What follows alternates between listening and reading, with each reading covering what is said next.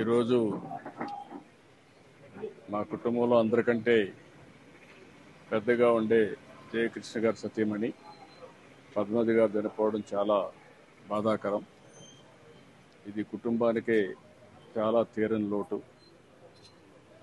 నాకు పెళ్లిగా మునుపటి నుంచి జయకృష్ణ గారితో అదే మరిగా ఆవిడతో పరిచయం ఉండేది.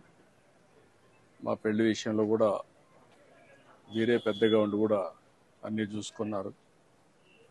ఇంట్లో కూడా అందరూ యంగ్స్టర్స్గా ఉంటే మా అత్తగారి తర్వాత ఆవిడే పెద్దరికం చేస్తూ అందరినీ ఏ విధంగా అన్ని విషయాలు చూసుకోవాలని చూసుకుంటూ వచ్చారు.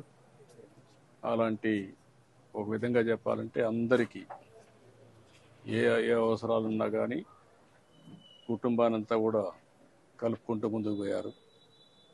ఇటీవల కాలంలో ఆవిడకి సుస్థి కావడం, అనారోగ్యం కావడం, దాంతో ఈరోజు తెల్లవారుతో చనిపోవడం చాలా బాధేస్తుంది. ఓసారి అందరికంటే జయకృష్ణ గారికి కూడా చాలా తీరని లోటు ఇది. ఓసారి ఈ వయసులో ఇలాంటి రావడం చాలా బాధేస్తుంది. కానీ విధి. ఇలాంటి సమయంలో నా బావగారికి అయితే ప్రగాఢమైనటువంటి సంఘీభావాన్ని, సానుభూతి తెలియజేస్తూ దేవుడు ఆయనకి అన్ని విషయాల్లో ముందుండాలని కోరుకుంటున్నాను.